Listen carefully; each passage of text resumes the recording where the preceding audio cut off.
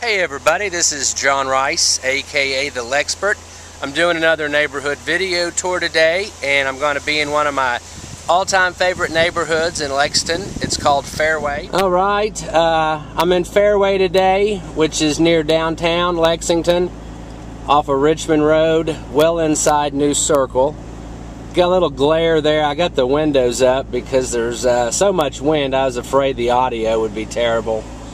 But there are 388 houses out here in this neighborhood. Most of this neighborhood was built from about the 1930s. We do have some that look to me like they were probably, you know, in the 50s, some ranches in the back. And this is one of those neighborhoods that the closer you are to Richmond Road, the more expensive the houses are now, as well as when they were built. I'm going to cruise around the front part, and then you notice I think there's like 3 or 4 blocks to this whole neighborhood. It's 3 or 4 blocks deep, and the closer you get to the end, you know, the houses are a little smaller and the prices seem to go down. I'm on a road called Kingsway, one of the prettiest streets in town. I love the variety of architecture out here. Look at that stone one. That's really nice with the paired columns. Of course, I'm obviously in the part that is closer to Richmond Road. I'm going to drive around that part first, and then kind of the more medium-priced part, and then the what I call the bargains for the neighborhood. The school district out here is Ashland Elementary, Morton Middle, and Henry Clay High. All of those schools are really close. Morton is a real winner of a middle school. Henry Clay, very desirable as well. And Ashland is respectable. And it's also Ashland's really close to this neighborhood. All right. Here we go, getting into some houses. So you could tell, you know, these houses, they were something when they were built. These aren't just old houses.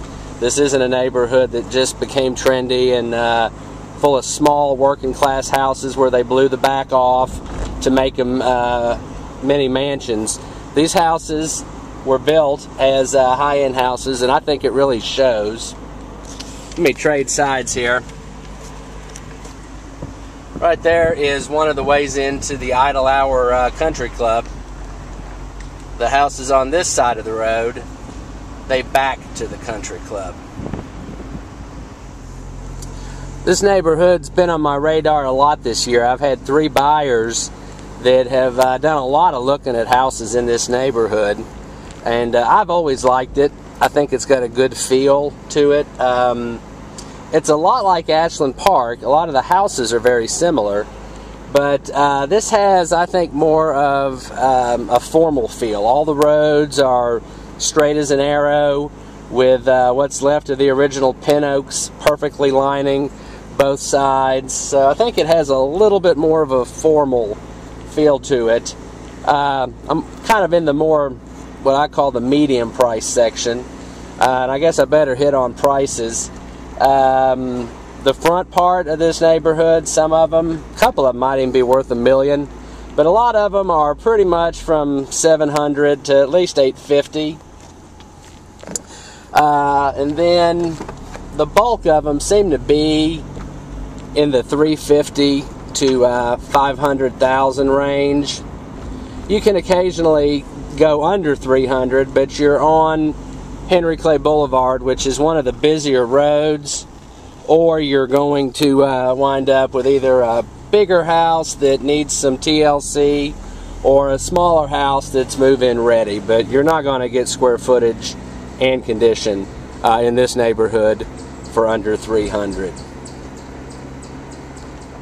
I'm going to drive down Henry Clay Boulevard, which is, you know, kind of a busy cut-through street through the neighborhood, but still, it's very desirable.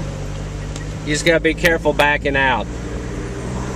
The house is on this side of the road, back to a neighborhood called Kenwick, which in years past probably drove these people crazy, but it's a much better neighborhood than it was. Alright, getting a little bit idea of the traffic here. I've been in several of these houses. There's lots for sale on this street, and most of them seem to be like $275, $300, which, you know, pretty good value for this neighborhood. I'm on Kingswood right now, and this is the newest part. You know, like you could probably tell that house right there is probably 50s, that's probably 50s, and then we do have some Cape Cods and older ones mixed in. So we do have a little bit of a range of development period. These are the smaller ones, and a lot of these people have blown out the back and added a lot of square footage and are, you know, seeing $350 to $500 sale prices for the super duper nice ones out here. And then of course, you know, you might get a smaller one that needs a little TLC for the low 200s. It just really varies with the location within the neighborhood, the square footage, and the condition of the house. Coming up to a road called Carolyn right now. A lot of these were duplexes. Let me scan up here so you could see. A lot of these were duplexes on this side. These back to a train track that I'm guessing, you know, train might run once or twice a day. Nothing loud or very long. Very, very inactive railroad track there. But did just want to let you know that. Although these are duplexes, and there are a couple of fourplexes in the neighborhood, you know, a neighborhood like this is going to attract, I think, a quality tenant that is going to blend right in to this neighborhood and not cause you any trouble at all. I'm in front of the old Julia R. Ewan Elementary School that's on the corner of Henry Clay Boulevard and Menifee. This school building's no longer in use. And if you do much Googling, you know, you'll probably find something about how the neighborhood association was opposed to a church in Lexington here buying this and using it. You know, a lot of people were concerned about resale in the neighborhood if it became a church. I really didn't see it to be too much of an issue because Fairway has been such a desirable neighborhood, you know, for the past 70 years. I don't think anything's going to tarnish the image or the value. I mean, it's got location and old houses, and they don't make old houses in good locations at all. So I think it's going to be okay, and eventually this will be something. We don't know what it'll be, but I think the neighborhood, the residents of the neighborhood have a strong enough voice and deep enough pockets to make sure that whatever happens with this building isn't going to have much of an impact, if any, on the neighborhood. Driving back down Holiday. Holiday is the road that one side of it backs to the Idle Hour Country Club's golf course. Obviously those lots are very nice. And you know, that pretty much wraps up the tour. Fairway's a great neighborhood if you're an old house person, want that feel. You know, I put it right up there with Chevy Chase and Ashland Park. In fact, it's practically across Richmond Road from Ashland Park, so the location's there too. It's just got a neat feel. I've always liked it, and think you will too. Hope you've enjoyed the tour.